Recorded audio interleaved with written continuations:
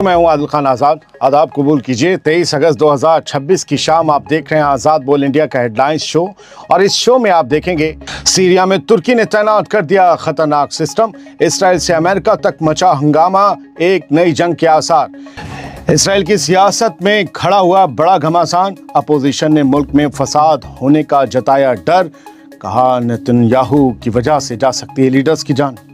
गजा में इंसानी क्राइसिस का भयानक मंजर, मुर्दों को दफनाने के लिए नहीं बची जमीन, मारे मारे घूम रहे जनाजे। आखिर ईरान ने फिलिस्तीन पर दे डाला बड़ा बयान, इस्माइल गानी ने इसराइल को दी वार्निंग, और व्लादिमीर पुतिन ने शुरू किया ऐसा खतरनाक प्लान कि यूक्रेन के शहरों में शुरू हो गया मौत का खेल। शुरुआत करते हैं इस शो की, जहां एक तरफ दुनिया ईरान और अमेरिका के बीच बढ़ते तनाव को लेकर खौफ में है, वहीं दूसरी तरफ सीरिया अब जंग का नया मैदान बनता जा रहा है।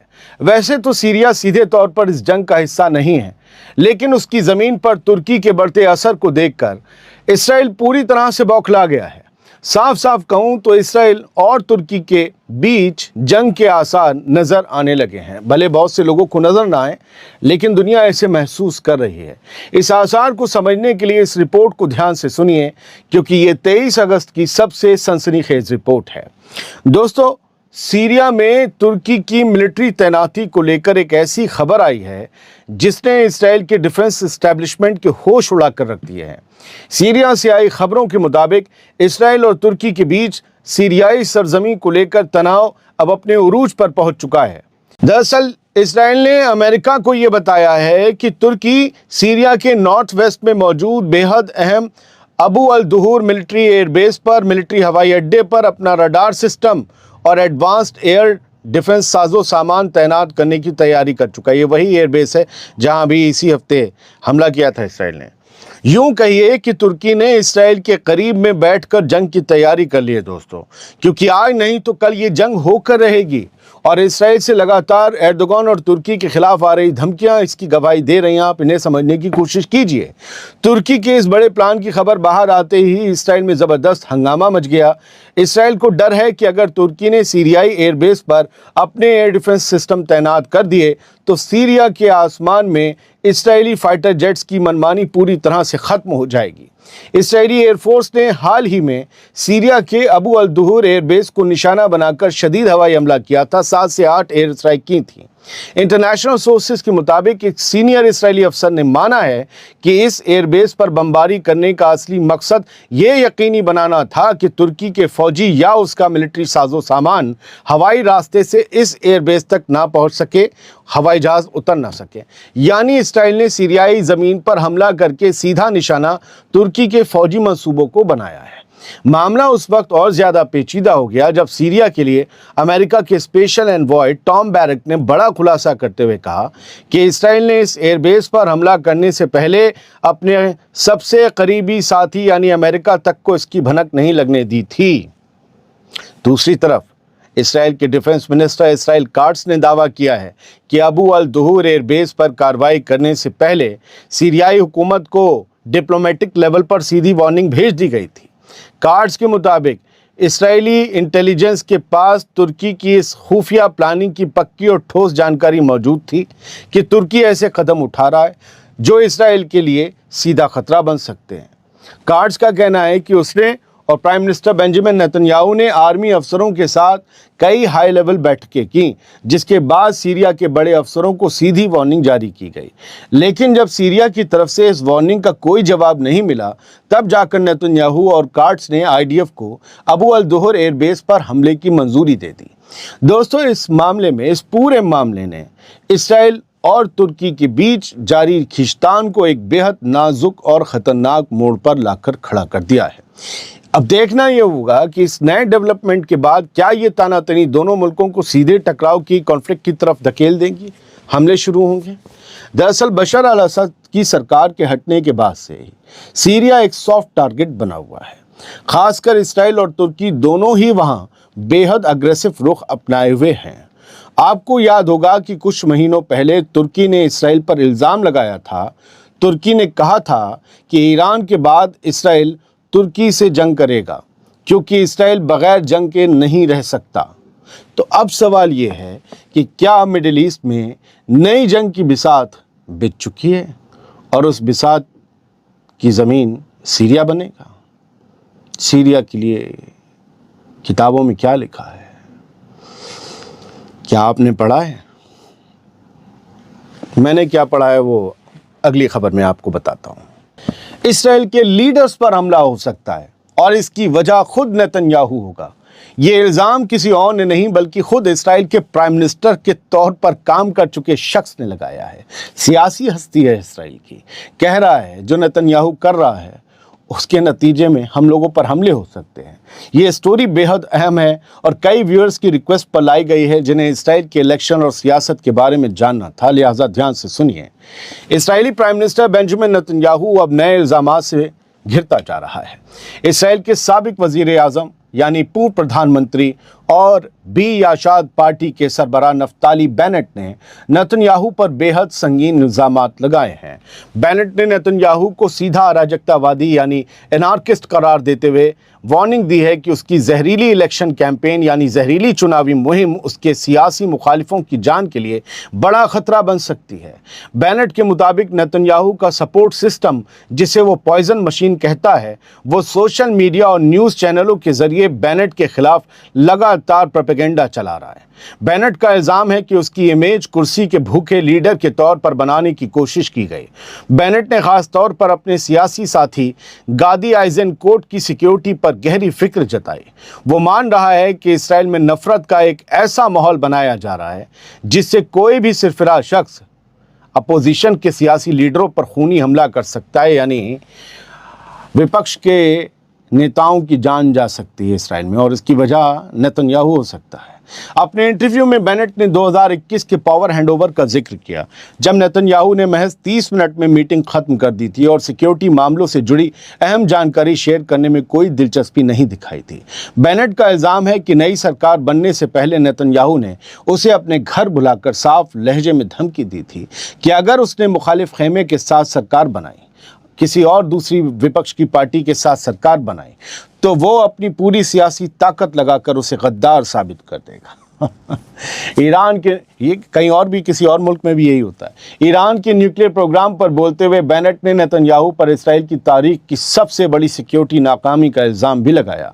उसने 2018 से 2021 के बीच का जिक्र किया जब ईरान का यूरेनियम एनरिचमेंट 3% से बढ़कर 60% तक पहुँच गया था।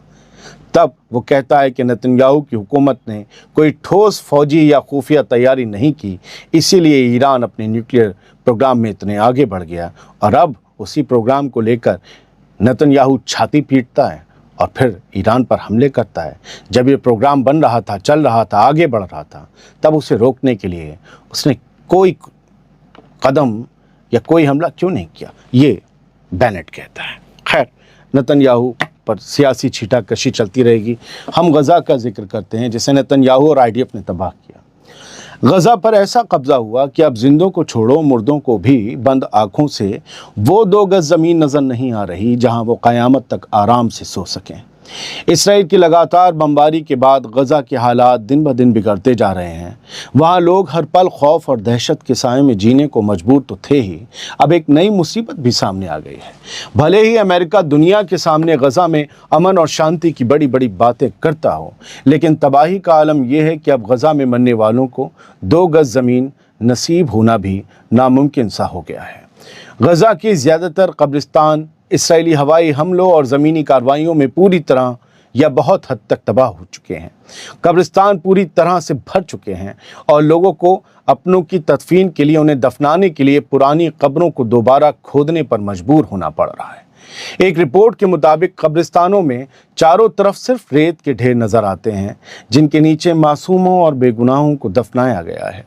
सामान की भारी किल्लत की वजह से कई कब्रों पर नाम की तख्ती तक लगाना मुमकिन नहीं हो पा रहा है। पहचान के तौर पर महज एक पत्थर पर कागज़ की पर्ची चिपकाकर मरने वाले का नाम लिख दिया जाता है ताकि पता चल सके ये किसके आखिरी सफ़र का ठिकाना है। गज़ा में अब किसी का जनाजा उठाना और कब्रें तैयार करना भी एक बड़ा माली बोझ बन चुका है।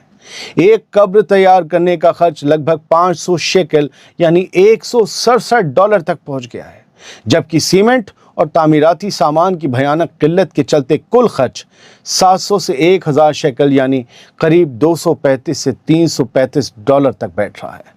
जो ख़ानदान जंग की वजह से पाई पाई को मोहताज हो गए हैं, उनके लिए ये खर्च उठा पाना बिल्कुल नामुमकिन साबित हो रहा है।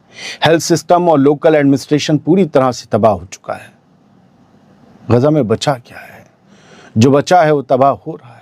दोस्तों, जंग के दौरान गजा में हज़ारों लाशों को उनके घरों के मलबे, टेंटों, स्कूलों और अस्पतालों के मैदानों में आर्जी तौर पर, टेम्पररी तौर पर दफनाना पड़ा था।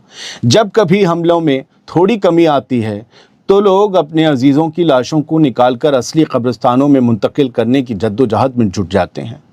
गजा की ministry of endowments and religious affairs के मुताबिक अकेले अस्पतालों के अहातों में बनी 7 बड़ी कब्रों से 529 फ़लस्तीनियों की लाशें बरामद की गई हैं।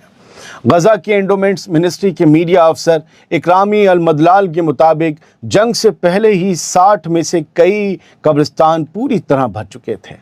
अब एडमिनिस्ट्रेशन के सामने सबसे बड़ा चैलेंज नई ज़मीन तलाशने और इन हज़ारों लाशों को इज़्ज़त के साथ मुंतकिल करने का है, शिफ्ट करने का है कब्रिस्तानों में। गजा 80% IDF के कब्ज़े में तब ये हाल है। दोस्तों, गजा की दर्दनाक तस्वीर सिर्फ आंकड़ा या किसी जंग की रिपोर्ट भर नहीं है, बल्कि ये इंसानी दुनिया और आलमी ज़मीर पर एक बहुत बड़ा सवालिया निशान भी है। गजा का ये तदफीन क्राइसिस, ये तदफीन संकट साबित करता है कि वहाँ के लोग न सिर्फ ज़िंदा रहने की जंग लड़ रहे हैं, बल्कि मौत के बाद भी उनसे इज़्ज़त के साथ सुपुर्द खाक होने का हक छीन लिया गया है। फ़लस्तीन के मुद्दे पर ईरान की तरफ से एक बहुत बड़ा और खुला बयान सामने आया है। ईरान की IRGC कुद्स फोर्स के कमांडर ब्रिगेडियर जनरल इस्माइल कानी का ये बयान 23 अगस्त की शाम सामने आना कई मायनों में बेहद ख़ास और बड़ा माना जा रहा है। फ़लस्तीन के हक़ में ईरान ने जिस तरह से सख्त मौक़िफ़ अपनाया है और इसराइल को जो 2 टूक वार्निंग दी है, उसे बहुत ध्यान से समझने की ज़रूरत है। ईरानी मीडिया के मुताबिक जनरल कानी ने साफ लफ्ज़ों में कहा है कि from the river to the sea, यानी समंदर से लेकर दरिया तक, फ़लस्तीन की आज़ादी की तहरीक पहले से कहीं ज़्यादा ज़िंदा है और अपनी मंजिल के करीब है। इस्माइल कानी ने कहा कि इसराइल की तरफ से बस्तियां यानी सेटलमेंट बसाना और रोज़ रोज़ किए जा रहे जुल्म दरअसल उसके अंदरूनी फ़ौजी, सिक्योरिटी, सियासी और समाजी संकट से भागने की एक नाकाम कोशिश है। कानी ने ललकारते हुए कहा कि इसराइल चाहे कितने भी यहूदी बस्तियां बसा ले या जुल्म ढाले, लेकिन वो 7 अक्टूबर 2023 के बाद से लगातार मिल रही अपनी स्ट्रेटजिक शिकस्त को दुनिया से छुपा नहीं सकता। कानी ने जोर देकर कहा कि फ़लस्तीन एक जिंदा और कभी न बदलने वाला मकसद है, जो हक़ की जीत हासिल होने तक पूरी ताकत से कायम रहेगा और इसराइल इस मकसद को कभी ज़ेर नहीं कर पाएगा।